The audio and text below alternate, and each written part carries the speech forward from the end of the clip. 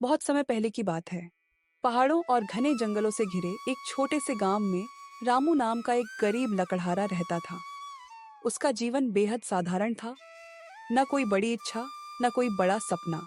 बस रोज जंगल जाना, लकड़ियां काटना और उन्हें बेचकर घर का चूल्हा जलाना, यही उसकी दिनचर्या थी। रामू का दिल बहुत साफ था। वह कम बोलता था, लेकिन जो भी करता था पूरी ईमानदारी और मेहनत से करता था। गांव वाले उसे सीधा साधा और भोला मानते थे। कोई कोई तो उसकी सरलता का फायदा भी उठा लेते थे, लेकिन रामू ने कभी किसी से शिकायत नहीं की। एक दिन उसकी जिंदगी में ऐसा मोड़ आया जिसने उसके जीवन की दिशा ही बदल दी।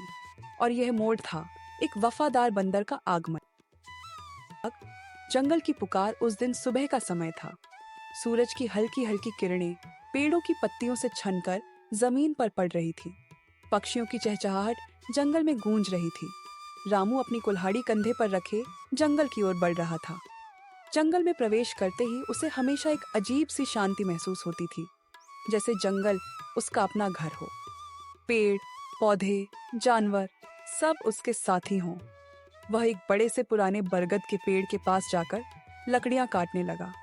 तभी उसे पास से हल्की सी कराहने की आवाज सुनाई दी। हम्म, हम्म। रामू चौंका। उसने कुल्हाड़ी नीचे रखी और आवाज की दिशा में बढ़ा। थोड़ी दूर पर उसने देखा कि एक छोटा सा बंदर जमीन पर पड़ा था। उसके पैर में गहरी चोट लगी थी, शायद किसी शिकारी के फंदे में फंस गया था। बंदर की आंखों में दर्द और डर साफ दिखाई दे रहा था। रामू का दिल पसीज गया। उसने धीरे धीरे पास जाकर बंदर को सहलाया। पहले तो बंदर डर कर पीछे हटने की कोशिश करने लगा, लेकिन दर्द के कारण उठ भी नहीं पा रहा था। रामू ने कहा, डर मत, मैं तुम्हें नुकसान नहीं पहुंचाऊंगा। उसने अपने गमछे से बंदर का खून साफ किया और फंदा काटकर उसे आजाद किया। फिर पास की जड़ी बूटियों से उसकी मरहम पट्टी की।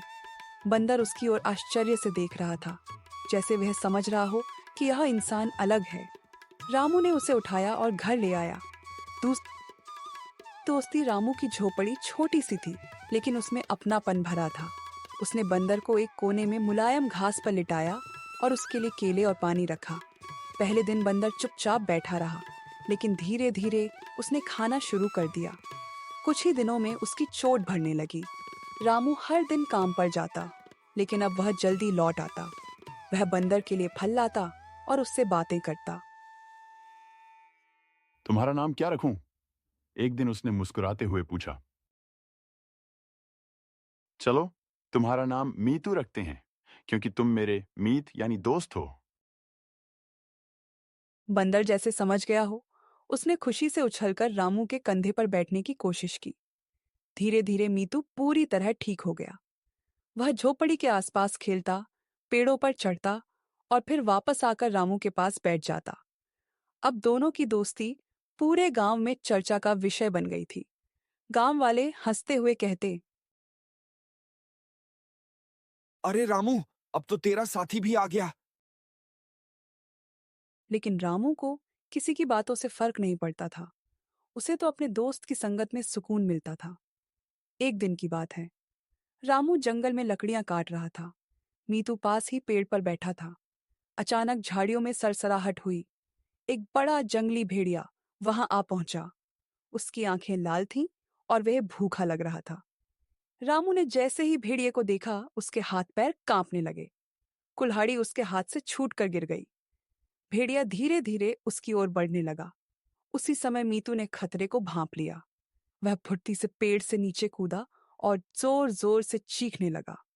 उसने पास की डालियों को हिलाया, पत्थर उठाकर भेड़िए की ओर फेंके। भेड़िया कुछ क्षण के लिए विचलित हो गया। मीतू ने पास ही लटकी मधुमक्खियों के छत्ते पर पत्थर मारा। छत्ता टूट गया और सैकड़ों मधुमक्खियां भेड़िए पर टूट पड़ी। भेड़िया दर्द से चीखता हुआ वहां से भाग गया। रामू ने राहत की सांस ली। उसकी जान बच गई थी और यह सब मीतू की वजह से। उस दिन रामू की आंखों में आंसू थे। तुमने मेरी जान बचाई दोस्त। मीतू उसकी गोद में आकर बैठ गया, जैसे कह रहा हो, दोस्ती में जान भी कुर्बान है। गांव में एक लालची व्यापारी रहता था, लालचंद। उसने सुना कि रामू के पास एक समझदार बंदर है। उसने सोचा, मैं तो सब अगर यह बंदर मेरे पास हो तो मैं इससे करतब दिखवाकर खूब पैसा कमा सकता। वह एक दिन रामू के पास आया। रामू, मुझे तुम्हारा बंदर बेच दो, मैं तुम्हें बहुत पैसे दूंगा। रामू ने साफ मना कर दिया। मीतू कोई सामान नहीं है, वह मेरा दोस्त है। लालचंद को गुस्सा आ गया। उसने सोचा, सीधे नहीं मानेगा तो चोरी से काम करना होगा। एक रात जब रामू गहरी नींद में था, लालचंद अपने आदमियों के साथ आया। उन्होंने मीतू को पकड़ लिया और चुपके से ले गए। सुबह जब रामू उठा तो मीतू को न पाकर घबरा गया। उसने पूरे गांव में खोजा, जंगल में ढूंढा, लेकिन कहीं पता नहीं चला। रामू की आंखों में आंसू थे। वह अकेला पड़ गया। उधर लालचंद ने मीतू को रस्सी से बांधकर करतब सिखाने की कोशिश की, लेकिन मीतू उदास रहता। वह कुछ भी नहीं करता। एक दिन मौका देखकर उसने रस्सी कुतर दी और वहां से भाग निकला। वह सीधा जंगल की ओर दौड़ा। उसे रास्ते याद थे। रामू उसी समय जंगल में बैठा रो रहा था। अचानक पेड़ों से छलांग लगाते हुए मीतू उसके सामने आ गया। रामू की खुशी का ठिकाना न रहा। उसने उसे गले से लगा लिया। तुम वापस आ गए, वह रोते हुए बोला। मीतू ने उसके गाल को हल्के से छुआ, जैसे कह रहा हो, मैं तुम्हें छोड़कर कहीं नहीं जाऊंगा। सच्चाई का सामना। गांव में जब लोगों को सच्चाई पता चली कि लालचंद ने बंदर चुराया था, तो सबने उसकी निंदा की। गांव के मुखिया ने उसे सजा दी और कहा, दोस्ती को कभी खरीदा नहीं जा सकता।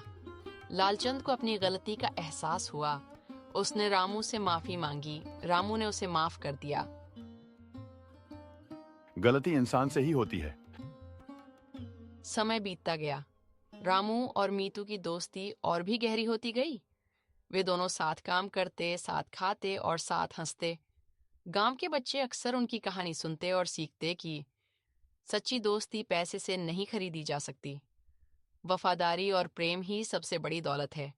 जो दोस्त मुसीबत में साथ दे, वही सच्चा मित्र होता है। रामू अब पहले जैसा अकेला लकड़हारा नहीं था। उसके पास एक वफादार दोस्त था जो उसके हर सुख दुख में साथ था। और जंगल की हर सुबह अब पहले से ज्यादा सुहानी लगती थी,